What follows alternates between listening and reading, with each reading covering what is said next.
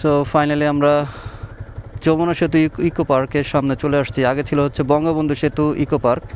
বঙ্গবন্ধু এখন কালো লেখায় ঢেকে গেছে, এখন শুধু আছে সেতু ইকো পার্ক সিরাজগঞ্জ। আর ভিতরে বাইক নিয়ে ঘোরার ব্যবস্থা আছে, আমাদের সাথে সবাই আসতেছে, তো আমরা বাইক নিয়ে ঢুকে যাব।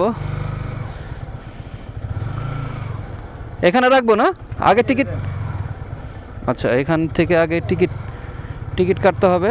টিকিট কেটে তারপর আমরা চাইলে বাইক নিয়ে যেতে পারবো আর কি।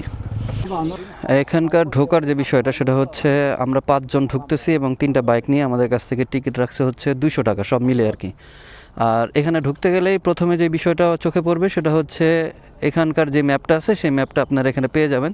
প্রবেশদ্বার, মসজিদ, ফুড কর্নার, অফিস, গোল ঘর কাম অফিস, বন্যপ্রাণীর খাঁচা, ব্রেঞ্চ, গোল ঘর, টয়লেট, মহাসড়ক, রেল লাইন, পার্কের প্রবেশের রাস্তা, পার্কের ভিতরের রাস্তা, পার্কের ভিতরে কাঁচা রাস্তা, পার্কের বেড়া, সীমানা প্রাচীর, কর্মচারীগণের ব্যারাক, বাগান, থানা। সো এগুলি পাচ্ছেন এটার ভিতরে। মোটামুটি সব কিছু মিলে হচ্ছে 4.5 কিলোমিটার। সো আমরা এখন যেহেতু বাইক নিয়ে ঘোরার অপশন আছে সেক্ষেত্রে আমরা কষ্ট করে হাঁটবো কেন, চলেন বাইক নিয়েই যাই এবং আপনাদেরকেও দেখাই।